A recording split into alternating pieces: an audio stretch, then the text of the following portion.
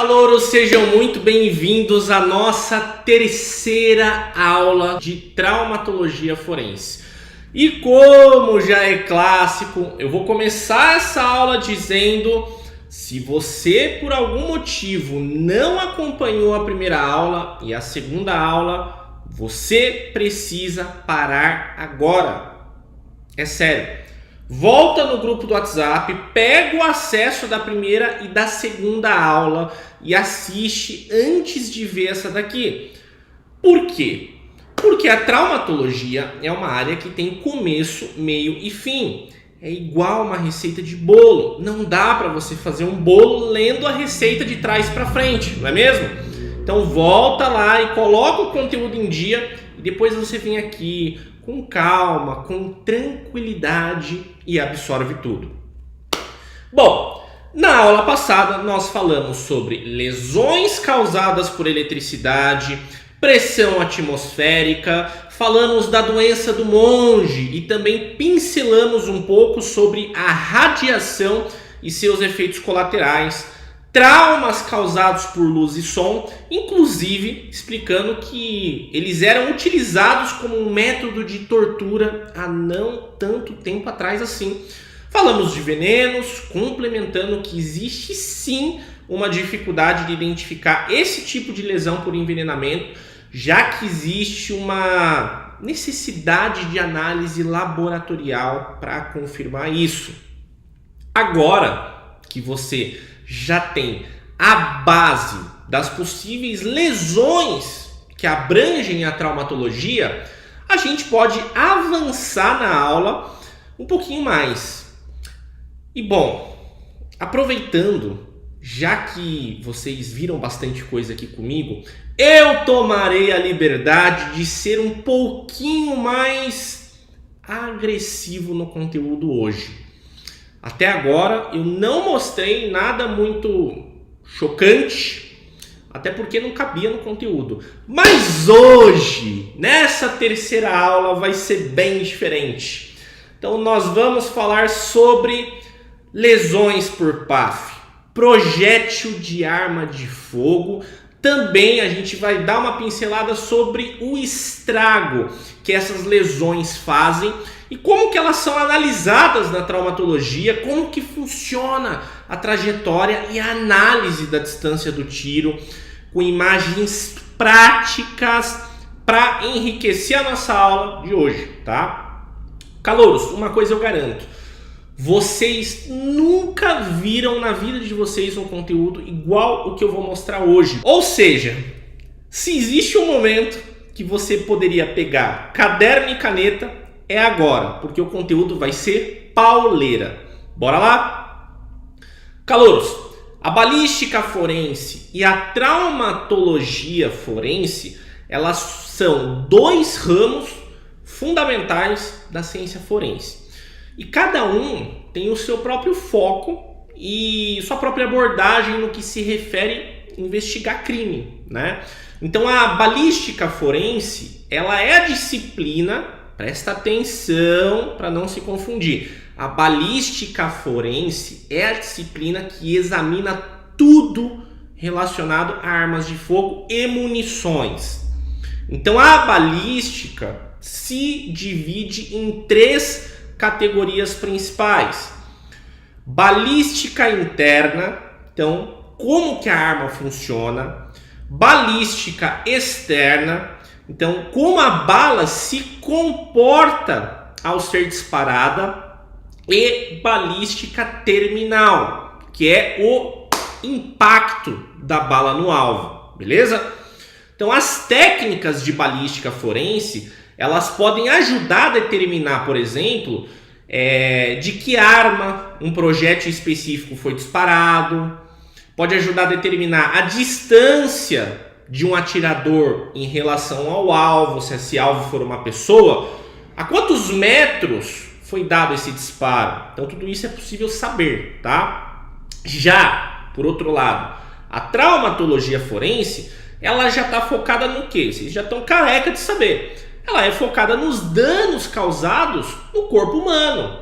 Então ela estuda as lesões, ela estuda seus efeitos, e também as suas causas, tá? Eu falei aqui no corpo humano, mas a traumatologia também pode estar no âmbito de animais também, tá? Só para vocês saberem aí. Então, a área forense, ela também contempla a parte de medicina veterinária, só para título de curiosidade aqui, não vai achar que é só vinculado à parte humana, tá? Então, se estende muito mais do que vocês imaginam. Então, os peritos em traumatologia, eles podem determinar o tipo de objeto que causou uma lesão, a força aplicada, a sequência dos eventos e outras coisas. Então, já falei isso nas aulas passadas, né? Então, já a balística forense, ela vai revelar que uma bala específica veio de uma arma específica. A traumatologia forense, ela vai ajudar a entender o impacto dessa bala no corpo da vítima, como a trajetória da bala através do corpo da vítima, a gravidade da lesão e se foi a causa da morte de fato. Então, tudo isso está dentro desse âmbito. Então, essas duas disciplinas, elas trabalham juntas, tá? E aí, elas oferecem um retrato, vamos dizer assim, mais completo dos eventos de um crime violento, tá? Por isso, aqui a gente começa a entender que ninguém no mundo forense trabalha de forma isolada. Na verdade, é exatamente o oposto. Várias esferas, vários profissionais atuam em conjunto para buscar a elucidação, ou seja, ajudar a resolver aquele crime de uma forma mais precisa possível e que seja fiel ao acontecimento, tá? Então, tudo tem uma motivação, tudo tem um porquê, mesmo que ele seja temporário, aquilo ocorreu por algum propósito, tá? Então, nessa parte da aula, a gente vai começar a falar sobre projéteis. Os projéteis são comumente conhecidos como balas. Então, é o agente mais característico de lesões pérfuro-contusas. A gente já falou sobre isso na primeira aula, vocês lembram? Então, esses projéteis, eles são, na sua maior parte, feitos de chumbo, só que eles podem ter um revestimento de outros metais para aumentar a eficiência. Rodrigo, aumentar a eficiência do quê? Você já sabe do quê? Para que a gente utiliza uma arma de fogo, né? Então, tem um objetivo. Então, existem projéteis de formas variáveis. Alguns são redondinhos, né, cilíndricos.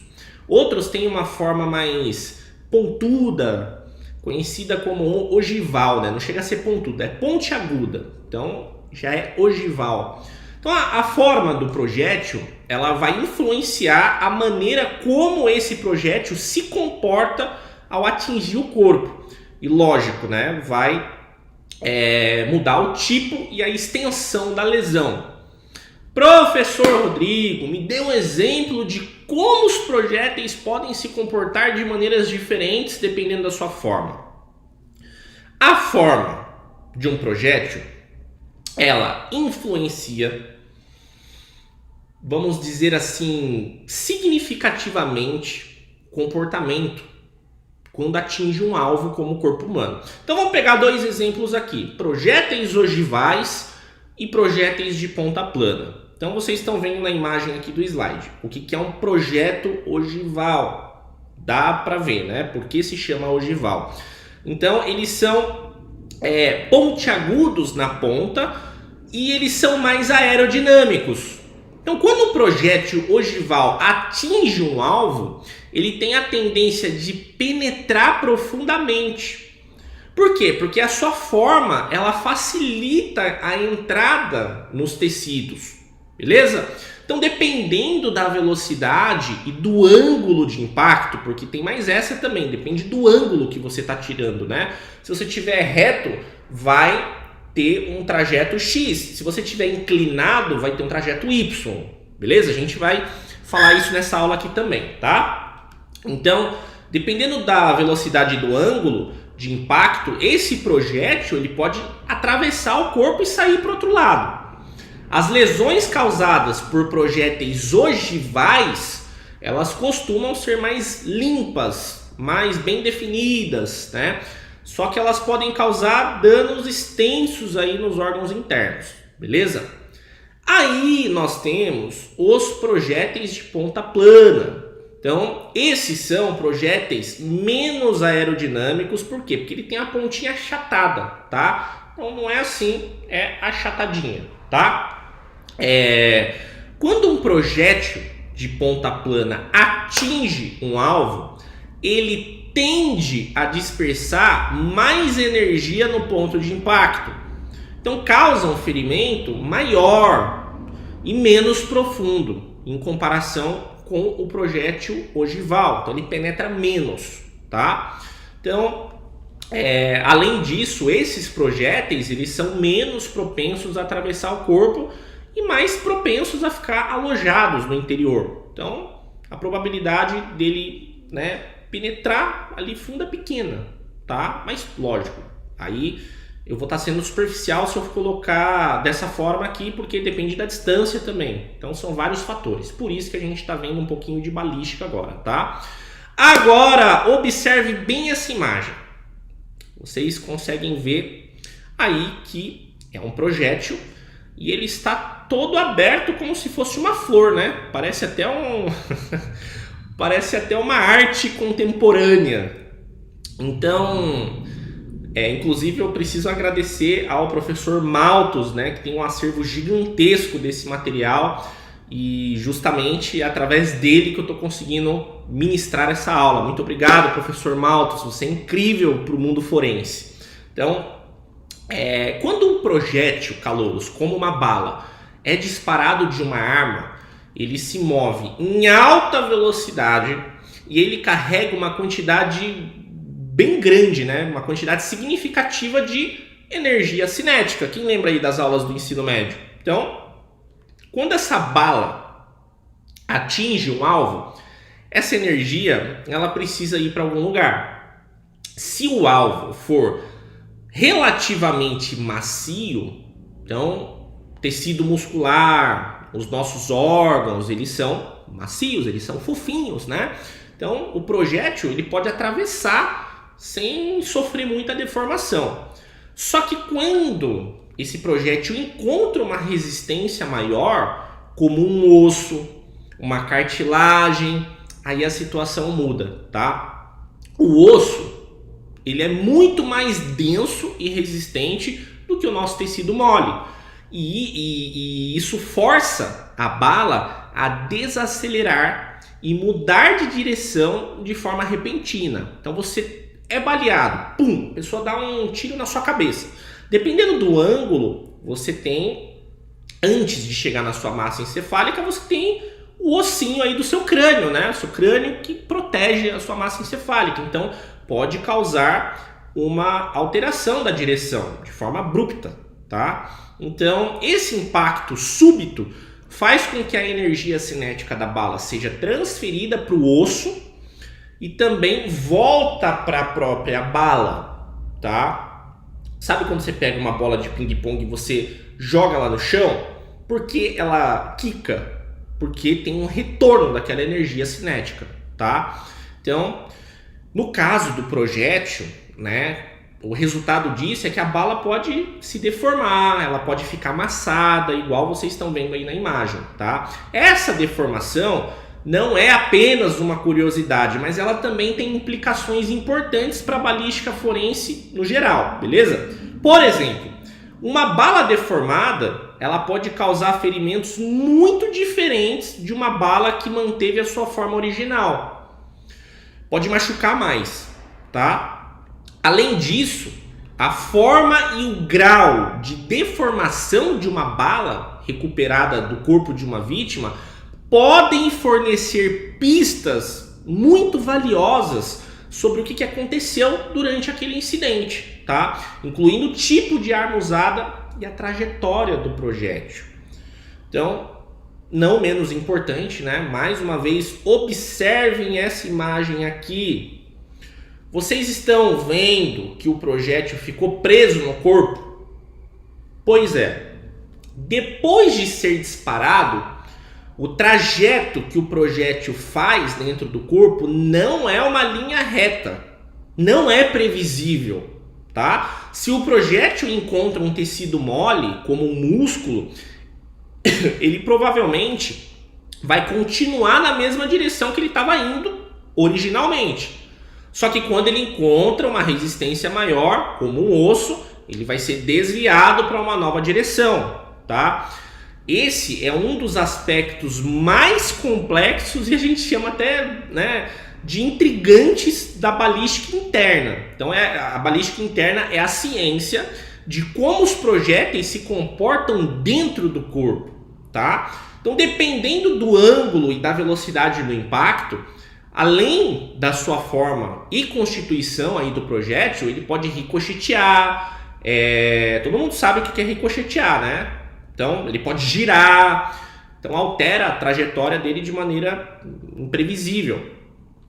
O projétil ele pode até chegar a fazer uma curva dentro do corpo, terminando num lugar aleatório, né? Tipo, parou num lugar, o cara tomou um tiro na cabeça, parou no pulmão, né? Pode ser que vá aparecer num lugar completamente desconexo aí do ponto inicial de entrada, tá bom? No caso dessa imagem, a gente pode observar exatamente o exemplo que eu estou falando. A entrada e saída do projétil de arma de fogo na região cervical posterior dessa vítima, né? E não precisa nem perguntar isso. Sim, é um cadáver.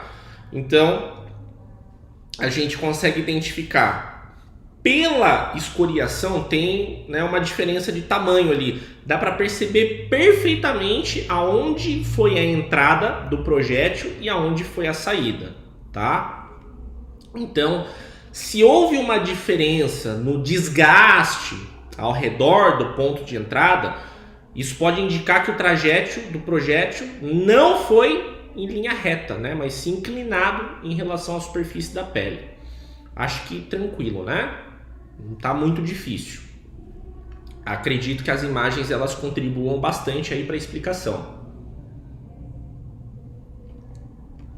Então, calouros, se a energia do projétil for esgotada, então se ela encontrar uma resistência muito grande, o projétil fica alojado dentro do corpo e ele não sai pelo outro lado, tá? Isso é muito comum quando o projétil encontra uma estrutura densa, como crânio, pelve, né? Ou se é um tipo de munição projetada para ficar dentro do corpo para causar o máximo de danos, como aquelas balas expansivas, né? Existe isso também. Então tem vários tipos de munições por aí no mercado. Então existem 3 fatores principais que a gente leva em conta no processo de análise de uma lesão causada por arma de fogo. Primeiro, distância do disparo até o alvo.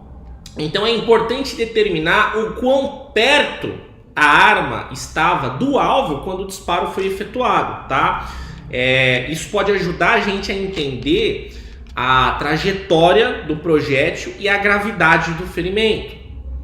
Aí nós temos as características dos orifícios. Então,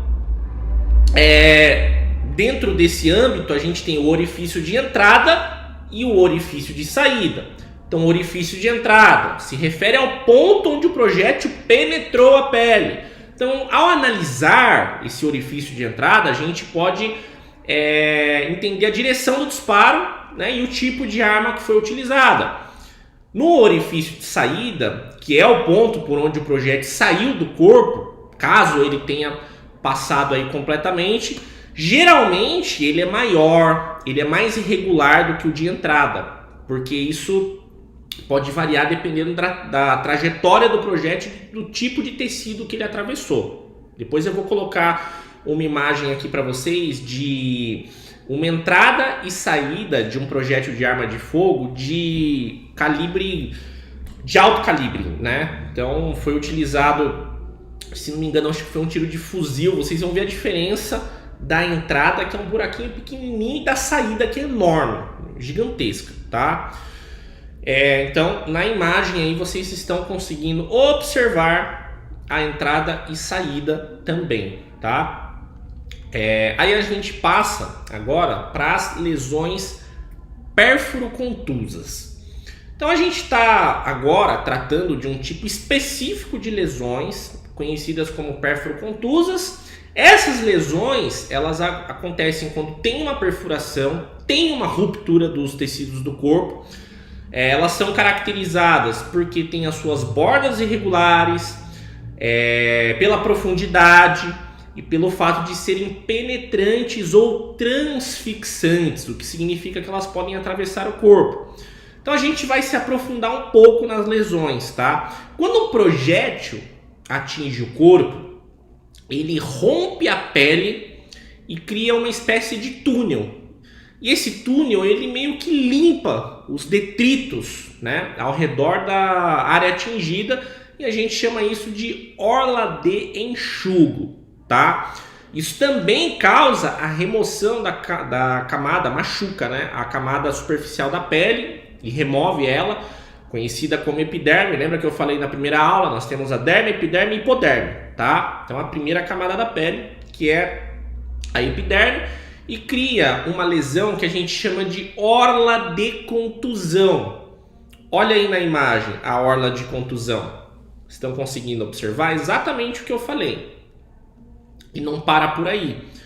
Quando esse túnel de entrada é formado, pequenos vasos ao redor ali daquele ferimento, eles estouram, né? Eles se rompem, e aí causa manchas roxas ou azuladas na pele, e a gente conhece isso como equimoses, tá? Então, em volta da lesão, a gente consegue observar uma orla equimótica. Então, olha aí, tá aparecendo na imagem para vocês. Vocês conseguem observar exatamente a área toda dessa orla, né? Tranquilo? Ao olhar, calouro, pelo buraco de entrada de um projétil, a gente pode identificar algumas regiões específicas, vamos dizer assim. O que são essas regiões, professor Rodrigo? A gente tem a zona de tatuagem, a zona de esfumaçamento e a zona de chamuscamento, tá? Eu vou explicar uma por uma aqui para você. A zona de tatuagem, ela é causada pelas partículas de pólvora que não queimaram completamente e atingiram o corpo. Quando você dá o tiro, quando você dispara uma arma de fogo, tem uma reação química que acontece com aquela pólvora. E aquela pólvora ela não queima completamente. E aí esses resíduos, eles atingem o corpo. No caso da zona de esfumaçamento, o que a gente vê é o resultado do depósito de fuligem. Então, quando você também dispara uma arma de fogo, tem os resíduos que são feitos ali da queima daquela pólvora. Então esses resíduos, eles se formam ao redor do buraco de entrada, tá? E a zona de chamuscamento é a área onde os gases superaquecidos que saem da arma, eles entram em contato com o corpo e causam queimaduras. Então tudo isso é possível a gente observar nessas imagens aqui que eu estou mostrando, tá? Lembrando que isso é um acervo de imagens real, tá, gente? Então é de pessoas que realmente foram baleadas, então são de cadáveres, perfeito? Entender essas zonas é importante para a gente fazer uma reflexão, né? Do tipo de arma que foi usada, a distância, aqui a distância em que o disparo foi feito, e vocês vão ver eu repetir exaustivamente isso, porque é o objetivo principal da traumatologia em conjunto com a balística forense, tá? Já que a gente está falando de distância, vamos ver na prática a diferença que existe entre os tiros que são disparados de perto e os tiros que são disparados de longe.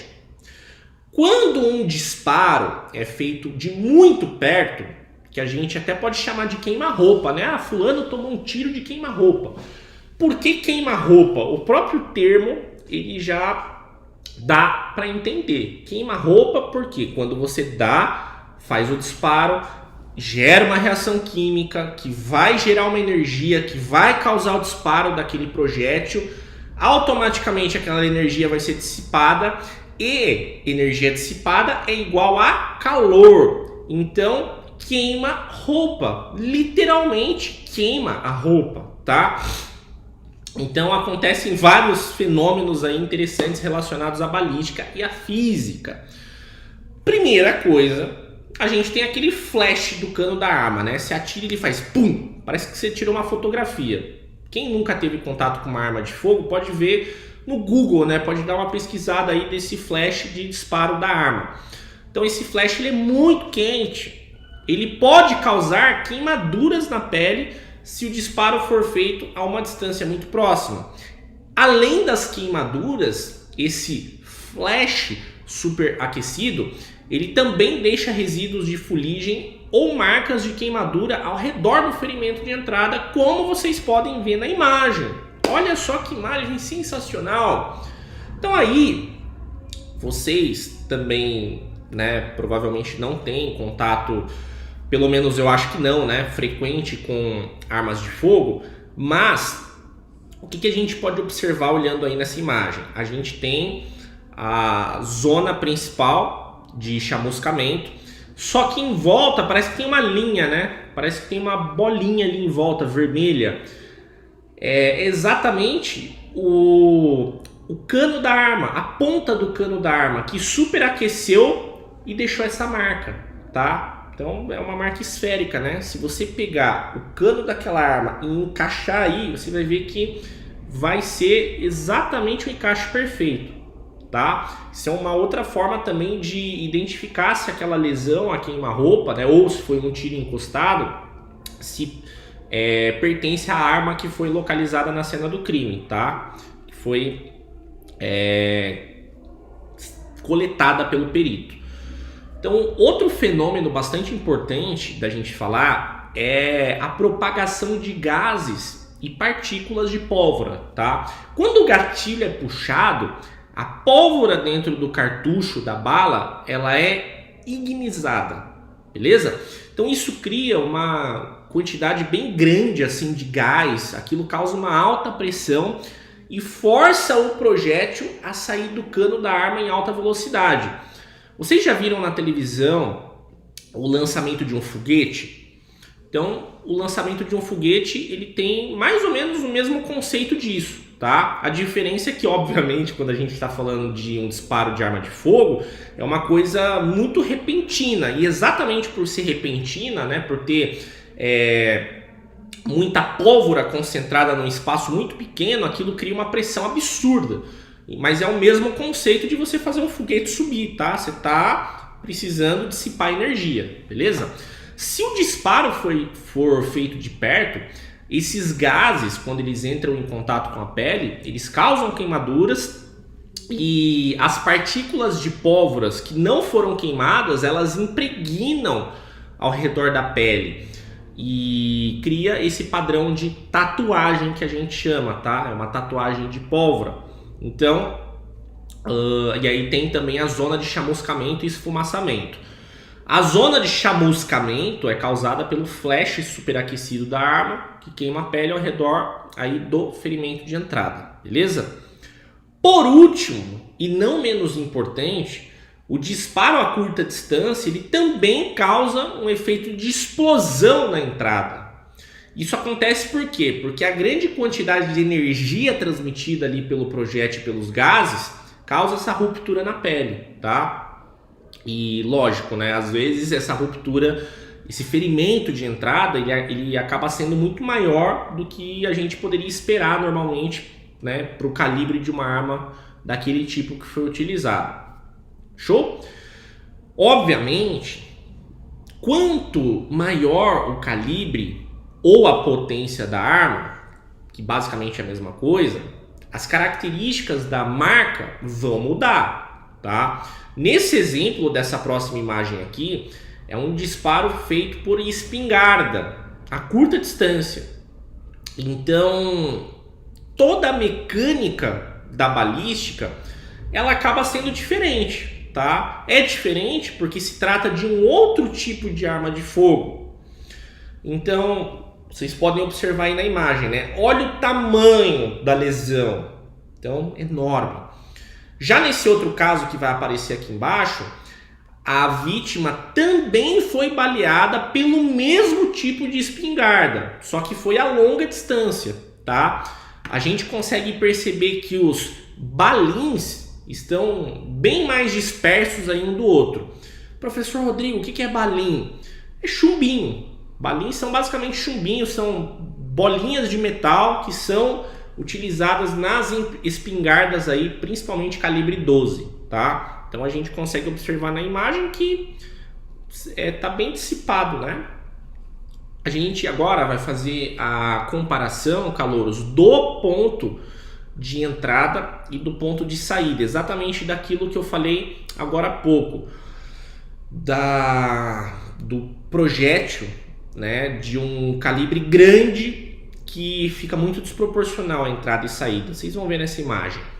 Olha só, o ponto de entrada de um projétil, geralmente ele tem uma forma regular, ele tem bordas invertidas, que são normalmente proporcionais ao diâmetro do projétil. Se você colocar o projétil lá dentro, ele vai meio que encaixar perfeitamente, tá? Só que os projéteis com ponta oca, especialmente os expansivos, eles não se enquadram nisso, tá? Eles podem ser uma exceção. Então esse ponto de entrada geralmente apresenta marcas distintas e zonas de danos. Já a saída é diferente. A zona de saída, ela é geralmente irregular. Aliás, ponto de saída, ela é irregular, ela é dilacerada, ela tem bordas evertidas, é bem desproporcional ao diâmetro do projétil. Então agora prestem bastante atenção nessa imagem que vai aparecer. Olha só o tamanho da lesão na mão da pessoa.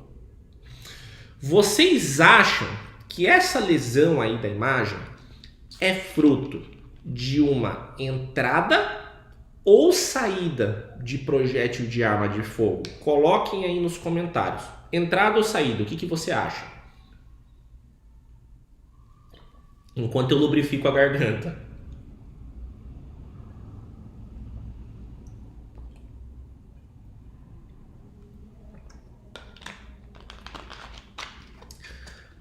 Calouros, é saída. Essa imagem é uma saída, pessoal. A entrada é essa daqui que vai aparecer na imagem agora. Vocês estão vendo? Então, pela característica da lesão, a gente já pode identificar que foi uma lesão causada por uma arma de fogo de altíssimo calibre, justamente pela saída absurdamente maior, tá? É lógico que exceções acontecem quando se trata do disparo a queima-roupa, ou às vezes a bala teve um ricochete, onde o projétil perdeu a sua propulsão, que a gente conhece isso como bala perdida, né? Ou quando 2 ou mais projéteis atingem o mesmo ponto na pele de maneira sucessiva. E aí a gente vai falar agora de trajeto e trajetória. Rodrigo, qual que é a diferença dos dois? Para mim é a mesma coisa. Trajeto, calouro, é o caminho que o projétil faz dentro do corpo da vítima. E aí ele pode ser transfixante, que ele passa, ele atravessa completamente, ou ele pode ser não transfixante, que é quando o projétil fica retido dentro do corpo. Aí a trajetória já é diferente. A trajetória é o caminho que o projétil faz antes de chegar no corpo. Então é o caminho que ele faz fora do corpo, tá? Desde o momento que ele sai da arma até o ponto de impacto na superfície atingida. Então isso é assunto para concurso também, tá? Guarda na tua cabeça. Trajeto é o caminho que o projétil faz dentro do corpo, depois que já atingiu a pessoa. Trajetória não, é a trajetória até chegar, beleza? Até chegar ali. Então, calouros, eu quase ia me esquecendo. A gente tinha falado da zona de tatuagem, né? Só que tem algo aqui que eu quase ia deixar passar batido. Existe a chance de ter uma zona de tatuagem falsa. Rodrigo, como assim zona de tatuagem falsa? Às vezes, se tiver algum obstáculo rígido próximo do corpo, quando o tiro é disparado, pequenos fragmentos desse obstáculo podem se soltar. Devido à alta velocidade e à energia desses fragmentos, eles têm a capacidade de penetrar na pele, tá? Isso pode criar um efeito parecido com a zona de tatuagem, apesar de ser causados por fragmentos de objetos e não por pólvora, o que a gente denomina de zona de tatuagem falsa. Tipo assim, você está de repente do lado de um painel de aço, aí alguém vai e tenta matar você, aí você vê que a pessoa está com uma arma, você abaixa e sai correndo, aí esse tiro pega nesse painel e por causa de toda a energia vai ter os detritos que vão voar ali em você, tá? Então, em resumo, é isso. Beleza? Não necessariamente nesse painel de aço, pode ser outras coisas também. Um outro exemplo pode ser quando tem um vidro, né, próximo da vítima no momento do disparo. Por ser um material duro, porém frágil, parece que nem cabe na mesma frase, né? Mas sim, ele é duro e frágil. Então, pequenos pedaços aí desses vidros podem também facilmente penetrar na pele e criar um efeito visualmente bastante parecido, né? Bastante semelhante à zona de tatuagem. Portanto, é importante distinguir entre esses dois casos ao analisar os ferimentos por armas de fogo, tá? E, além disso, nós também podemos ter uma zona de esfumaçamento falsa. Você sabia disso? Olha só, vidros fumê, eles são preenchidos com pigmentos que dão à superfície daquele vidro uma cor meio cinza escura. Com certeza você já viu um vidro fumê de algum carro quando você estava passando na rua. Então eles têm esses pigmentos ali, né, que fazem ele ser daquela cor. Então, quando um projétil em alta velocidade, como os que são usados em fuzis, por exemplo, atinge esse vidro, essa energia do impacto ela é tão grande, ela é tão significativa, que ela despedaça o vidro em um pó fino e escuro, tá? Esse pó, ele pode se grudar ao redor da ferida de entrada do projétil, criando uma aparência muito parecida com a zona de esfumaçamento, tá? Olha que situação específica, né? Então, a pessoa teria que estar dentro do carro ou atrás ali de um vidro e ser baleada. Então, só nesse tipo de condição específica criaria a zona de esfumaçamento falsa, beleza? Então, a marca escura vai ser causada pelo vidro fumê pulverizado e não pela pólvora do disparo. Perfeito? Bom, agora que a gente explorou um pouco a parte prática dos traumas, a gente vai falar da diferença entre as armas com alma lisa e alma raiada. Por quê? Porque isso compõe a balística forense, tá? Embora não seja uma aula de balística forense, mas é importante. A gente está estudando traumatologia, automaticamente tem a ver, né? Os assuntos, eles acabam se conflitando, certo? Então, alma lisa e alma raiada. Alma é o termo utilizado para descrever o interior do cano de uma arma de fogo. Sim, alma é o que tem dentro. É até engraçado falar, né? Nós temos alma, para quem acredita, para quem tem alguma religião aí. Se você for ateu, cara, não precisa ficar bravo comigo, tá? Tá tudo certo se você não acredita que a gente tem alma. Respeito a todos os tipos de vertentes, tá? Todos os tipos de crença. Você é muito bem-vindo na minha aula. Bom, então, como as pessoas que têm alguma crença acreditam que a gente tem alma, né? Foi um contraste feito com a parte das armas de fogo. Tem arma que tem alma lisa e tem arma que tem alma raiada. Então, são dois tipos diferentes de interiores de cano, tá? E O que é uma alma lisa, professor Rodrigo?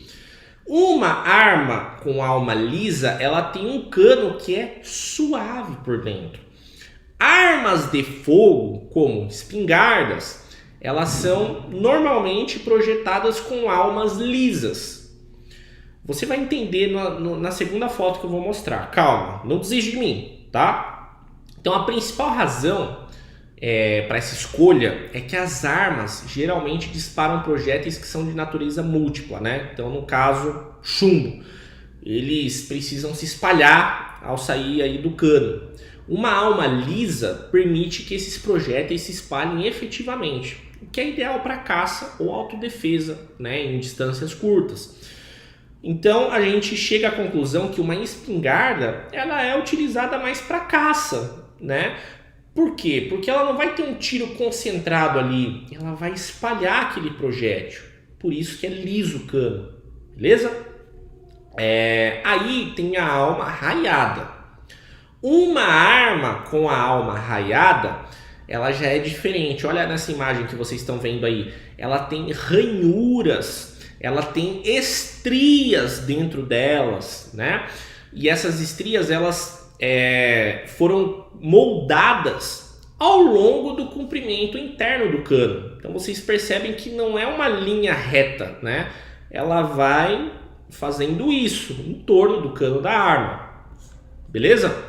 Então, o que isso causa? Essas ranhuras, quando o projétil está passando ali, faz ele girar em torno do eixo do cano. Então isso causa o giro do projétil ao longo do eixo quando ele é disparado. Esse giro, ele estabiliza o projétil durante o voo dele. Então melhora a precisão em longas distâncias, tá? Então a pessoa pode estar a 30 metros, se ela estiver usando e tiver uma boa mira, obviamente, uma arma com alma raiada, ela tem uma probabilidade gigantesca de acertar aquele tiro, tá? Então, as armas de fogo, como pistolas, rifles, normalmente elas têm almas raiadas para permitir uma melhor precisão, beleza? Então, a principal diferença da alma lisa e raiada é o tipo de munição que elas disparam, né? Então, uma tem um disparo mais eficaz e a outra é mais adequada para distância e para caça. Então, a alma lisa e a alma raiada é isso. Então, guardem essa informação que é bastante relevante, tá? Aí vem uma coisa bastante bacana da gente falar aqui. O disparo de uma arma de fogo, ela pode causar vários tipos de lesões, inclusive não só na vítima que recebeu aquele disparo, mas causa lesões também na mão do atirador. Você sabia disso? Então, quando a pessoa dá esse tiro, ela pode deixar vestígios que podem ser úteis na identificação dela, né? No caso de quem disparou a arma. Por exemplo, tem os resíduos de disparo. Quando uma arma de fogo é disparada, existem aqueles resíduos da queima do propelente, que é a pólvora, que eu já expliquei aqui, que são expelidos da arma. Parte desses resíduos, eles podem se depositar na mão do atirador. Faz de conta que isso aqui é uma arma, tá? Faz de conta. Opa. Então, atirei, pum! Vai ficar toda essa região com resíduo de disparo, tá? Então, a análise desses resíduos podem ajudar a identificar se aquela pessoa realmente fez aquilo. Só que, às vezes, eles fazem essa análise e não tem resíduo nenhum. Então, a presença deles não confirma definitivamente que a pessoa disparou a arma, tá? Esses resíduos podem ser também transferidos de outras fontes ou através do contato com outras superfícies. Olha a imagem que eu estou mostrando aí para vocês. Vocês estão vendo? Então isso é justamente a coleta do resíduo. Eu vou entrar mais profundamente com vocês nesse processo de coleta. Nessa outra imagem que vai aparecer aqui para vocês, é a lesão por queima. Se a arma tiver com defeito ou se ela for mal manuseada, esses gases que eu estou falando que eles são expelidos durante o disparo, eles podem causar queimaduras na mão do atirador. Essas lesões, elas são geralmente distintas, tá? E elas podem indicar que a pessoa estava segurando uma arma quando foi disparado. Então, olha só a marca ali dessa lesão por queima no anelar, beleza? Estão conseguindo ver aí no slide, né? Aí, calouros, nós temos um terceiro fator também, que é as marcas de recuo. Quando uma arma é disparada, a força daquele disparo faz a arma recuar, faz a arma se mover para trás, tá? Quem nunca viu aí o pessoal em stand de tiro, tá segurando a arma e dá aquele tranco para trás, né? Pum!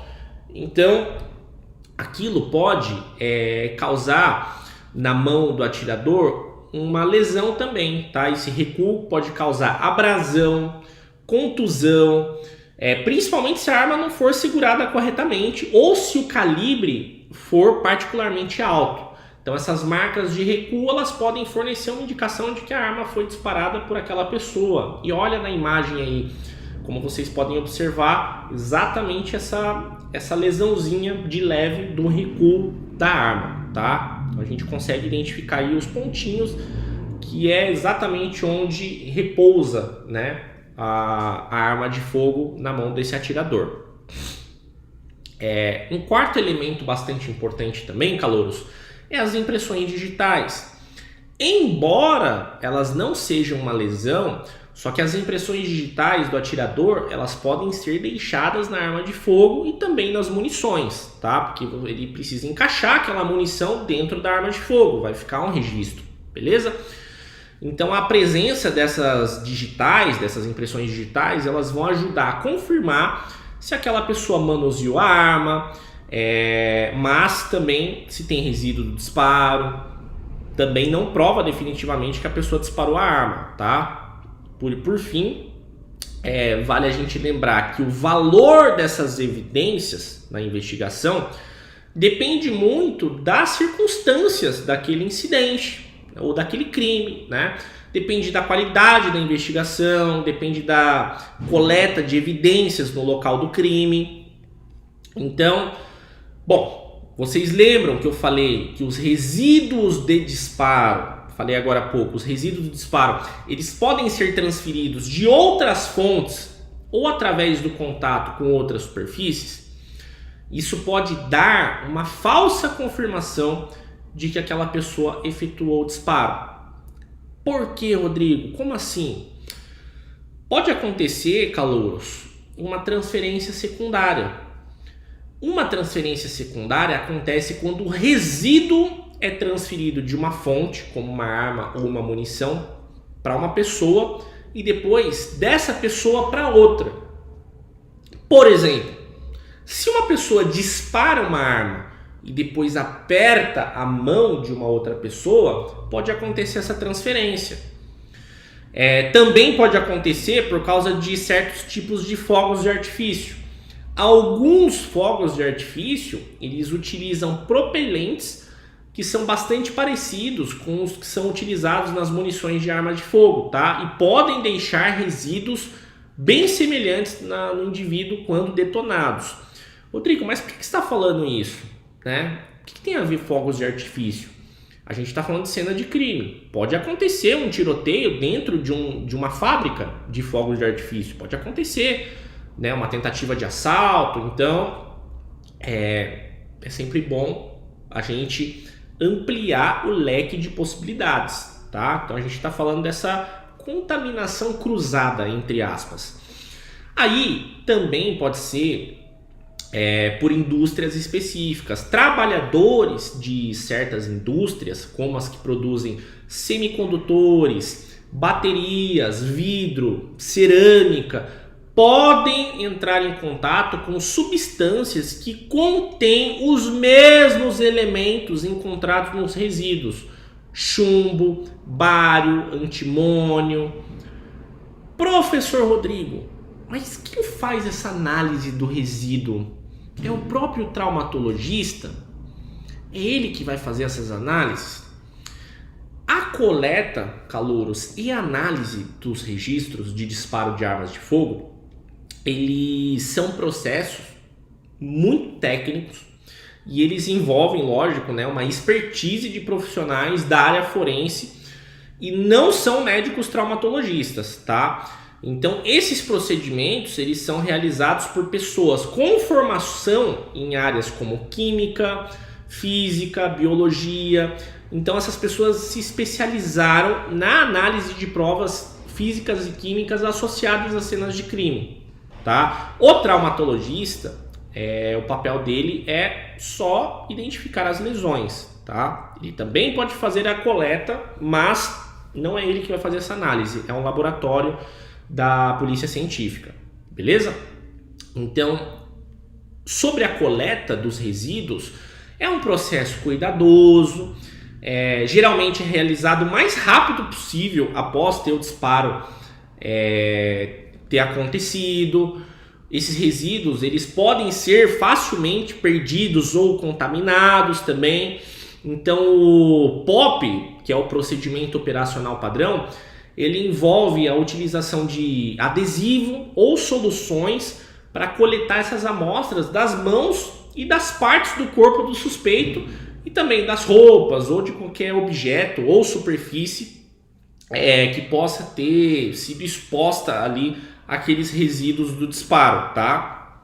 Então, os resíduos de disparo de armas de fogo, geralmente eles contêm uma mistura de partículas de chumbo, bário e antimônio, que eu já falei aqui, e são produtos típicos da ignição da pólvora que é contida na munição, tá? Pode haver também partículas de cobre, zinco, que são provenientes aí do revestimento do projétil, né? Então o projétil ele é revestido. Pode ter traço também de outros elementos, dependendo do tipo específico de munição utilizada, tá? Então, uma vez coletadas, essas amostras, elas são enviadas a um laboratório forense, onde são analisadas usando técnicas muito sofisticadas, tá? Por exemplo, a microscopia eletrônica de varredura, que é uma sigla que se chama SEM, né? SEM. Tem a eletroscopia de raio-x dispersiva de energia, que a gente tem a sigla de EDS. Então essas técnicas, elas permitem aos peritos identificar e quantificar as partículas presentes nesses resíduos e também determinar a origem, né? Pô, da onde veio isso? Esse projétil é fabricado no Brasil? Não é importado, né? Então tudo em prol da investigação, beleza? Agora, olha só que legal. Esses resíduos, eles ficam aí nesse potinho. Vocês estão conseguindo ver? Então, calouros, a análise de resíduos de disparo é sempre apenas uma parte de uma investigação forense, né? Só que vai incluir análise das impressões digitais, testemunha ocular, alguém viu o que aconteceu, pode puxar imagens de câmera de segurança também e outras provas, tá? Agora prestem bastante atenção nessa imagem aqui que está aparecendo para vocês. Isso que vocês estão vendo é justamente a prática dessa coleta. É um estube com ponta de carbono para pesquisa de resíduos bimetálicos fusionados. Que nominho, hein? Então, aí é feito a leitura em MEV, que é microscopia eletrônica de varredura. Eu não vou explicar profundamente sobre a microscopia eletrônica de varredura, mas só para matar a curiosidade de vocês, que eu sei que pode surgir nesse momento. A MEV, que é a sigla, né, de microscopia, é uma técnica avançada e ela usa um feixe de elétrons ao invés de luz para criar uma imagem detalhada daquela superfície de amostra, tá? Na análise forense, essa MEV, ela é frequentemente combinada com espectroscopia de raios-x dispersiva de energia, que é o EDS, né, que é a sigla. Então ela é Em resumo, né, ela é usada para analisar a energia dos raios-x emitidos e aí a gente pode determinar a composição química daquela amostra. Tá? Em resumo é para isso, determinar a composição química da amostra. Eu poderia ter resumido isso, mas enfim, tá aí, né, a informação. Então, cada tipo de pólvora produz um perfil químico específico, beleza? Calouros, olha só, nós já estamos chegando mais uma vez a 1 hora de aula, então essa aula está chegando ao fim. Gostaria muito de te agradecer, você que está aqui na aula até agora. Parabéns por investir no seu futuro. É muito importante você buscar sempre estudar, sempre você alimentar a sua mente com informações que são realmente pertinentes, né? A sua envergadura intelectual. Então agradeço muito. Eu sei que todo mundo sacrifica alguma coisa para estar aqui na aula, né? Alguns deixaram os filhos um pouquinho de lado, o marido de lado, esposa de lado, teve que se isolar ali no quarto. E lógico, se você chegou até aqui, pega e bate uma foto, marca a gente lá no Instagram, posta um stories que a gente vai repostar esses stories e vamos mostrar para todo mundo que estudar pode sim ser uma coisa legal. Estudar não é uma coisa chata e tudo depende de quem está do outro lado da telinha ensinando e ministrando conteúdo. Calouros, forte abraço para vocês e eu espero ver todos vocês para o 4º conteúdo de traumatologia forense. Forte abraço e até lá!